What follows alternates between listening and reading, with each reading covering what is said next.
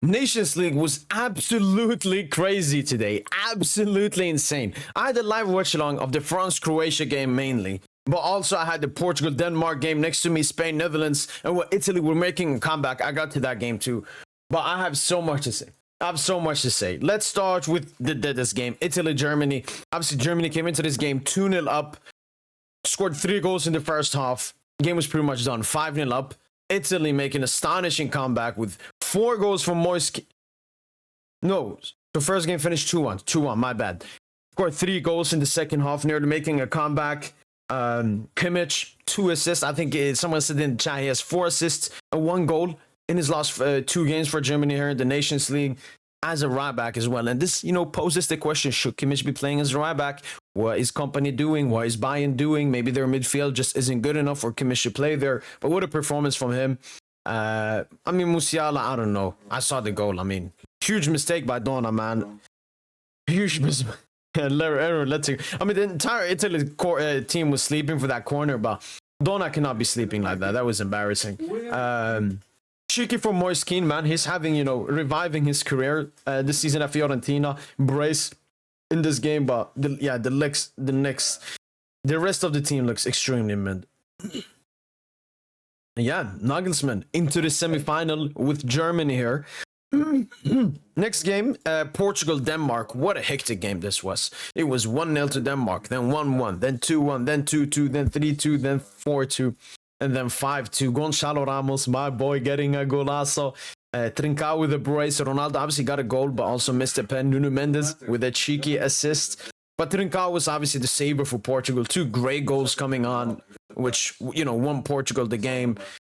Denmark, I would say this was the turning point, conceding an own goal like that early on. You just can't be conceding that. Good game from Eriksen. Vitinha played the entire game.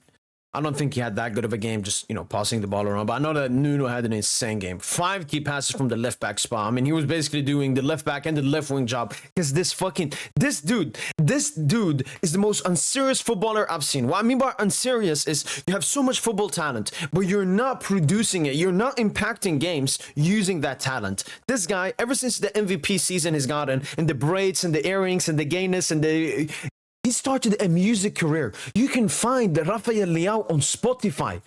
But this guy is cooked as a football player. Wrong priorities in life.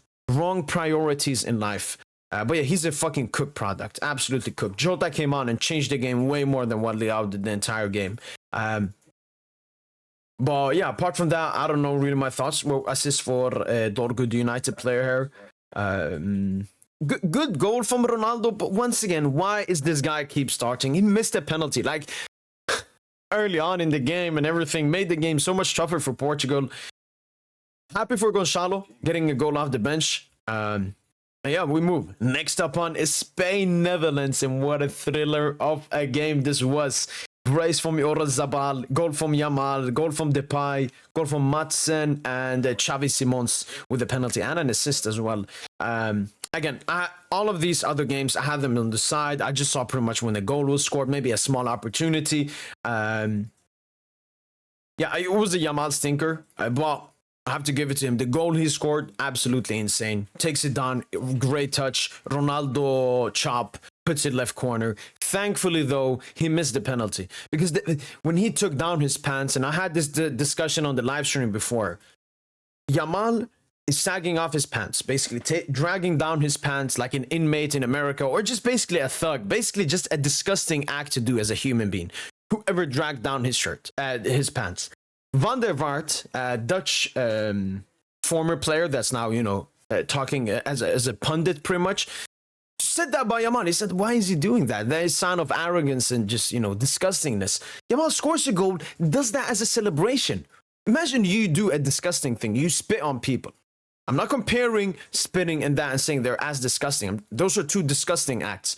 Let's say you are spitting on people. Let's say you're making a disgusting gesture with your face. People point that out and say, yo, he should be stopped doing that. That's not good. You don't do it again. Absolutely disgusting. I don't want to talk more about this guy. One thing, though, that is a bit worrying for Spain. I saw Nico and Yamal were kept the entire game. Oh, okay. Nico actually got subbed out. That's an issue I'm seeing with Spain is they have no winger backups. Obviously, they brought Baena on. And then on the bench, Yeah, I mean, he's a striker. That's one thing Spain have to do for the next call-up. They need to bring some actual backup wingers, to be able to sub them out. Fabian, a decent game. 37 games unbeaten for Fabian Ruiz as well. Dean Huysen assist, very interesting. Oyarzabal with the brace.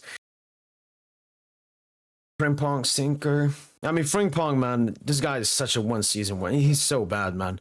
And lastly but not least, the best game. The game that I was focusing on. The game where I have the most thoughts on. What a performance from France this was. Especially after that first leg. France completely dominated. Kunde 8.3, I don't understand this. This guy was making some stupid passes the entire time. He was playing stupid football this game. He was playing stupid football. 9-11, Arias Duas won. Upamecano. What a performance. Capped it off with that beautiful penalty. What an insane performance from Upamecano. May I say it? Potentially the best centre-back in the world. That's just how good Dayot Upamecano is. Absolute beast. We got Saliba. A decent game. Made some mistakes here and there. And every time I watch Saliba, I'm like, why are Arsenal fans so narrow-minded that they legit think this guy is the best centre-back in the world or something? Or is the Premier League just that bad? Because he's not. Like, watching him next to Opa is like watching a bronze card to a gold card. Theo Hernandez, honestly, a bit similar to stuff to Leao. Another player for AC Milan, just is not a serious footballer, man. This entire season, he hasn't been great with AC Milan, and we saw in this game. And I was saying start Theo ahead of Digne. Now, after this game, maybe start Digne. Even though Theo was good, I have really high expectations of him. Moving into the midfield, once again, France lack deep playing midfielders. Tchouaméni still had a good game. Yeah. Defensively, he was very good, and he even put some good passes as well. So, good to great game from Tchouaméni. Kone, decent. France should still be looking for whoever they can put here on the other side. Dembele. Good game from Dembouz. Obviously could have had, a better game, but 5 key passes. Didn't attempt any dribbling. So happy with Dembouz. Getting that goal as well. Just proving that he got that killer mentality in him. Olise, probably the man of the match. I think him and Upamecano, with two Bayern players as well, were the two best players this game. What a game it was from Olise. Scoring that free kick brought France into the comeback. 5 chances created. Maybe can work on the crossing, but it was a lot of set pieces. But no, it was an insane game from Mikel Olise. The ball retention he had, very great. Bradley Barcola, like first 10 minutes was very involved, was doing good actions. Then he pretty much never got the ball until that big chance, like 40th minute, 1v1. He has to score that. Absolutely embarrassing that he didn't score it. But better days will come from Bradley. And then we have Kylian Mbappe. Extremely lively. Great runs. But the finishing was total garbage from Kylian Mbappe. That you can have 8 shots from great zones. 7 of the 8 shots from inside of the box. Look at the opportunities. What's this? Oh, they're counting penalty from penalty shootout. Well, at least 1 goal, Mbappe. At least 1, especially when that's the only good thing. Like, you're not a good dribbler anymore. You're not a good playmaker. You're not a good ball carrier. This is your job, Mbappe. Especially because you have Dembele, Olise, Barcola, Due in the second half behind you. You need to be scoring your chances, Mbappe. Very wasteful game from Mbappe. Croatia, no thoughts, garbage team. Livakovic did as good as he could. They were fouling a lot. You can see all the yellow cards here, but totally dominant performance from France. And then I gotta come to my boy Desiree Due. Completely changed the game as well, coming on as a substitute. Ice cold penalty as well. What a baller he is. Like, Desiree Due, he's a footballer. Insane. And last thing we can take a look at is the matches. Germany, Portugal semifinals, Spain, France. This was my prediction. I think most people's the semifinals that they wanted, and we got it. Netherlands knocked out, Croatia knocked out, Denmark knocked out, and Italy knocked out for Germany, Portugal semifinal. Rematch of the 2014 group stage game and the 2020 group stage game as well, if I'm correct. Yes, Portugal, Germany, France were in the same group. France, Spain, obviously.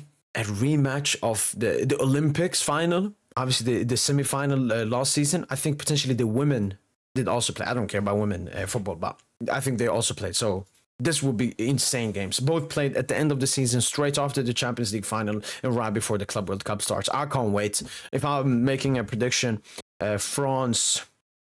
I hope for a France-Portugal final, a rematch of last year's Euro quarterfinal, but it could be a France-Germany. Germany looked really good. Portugal did not look that good. But France-Spain, Spain not as good as they were last season in the Euros. France better than they were in the Euros.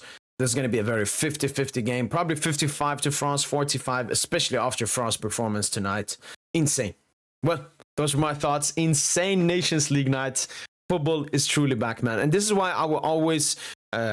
put international football at a higher grade, both in terms of entertainment and quality. It's just, I don't know how I can explain it. It's less system, it's less comfortability for the players. It's just, are you a baller or not? That's why a player like Saliba, a system merchant, isn't looking that good, and a player like, I don't know, I can't think of one. But yeah, that's been it. Let me know in the comments down below. What did you guys think of the Nations League? And as usual, allez, Paris.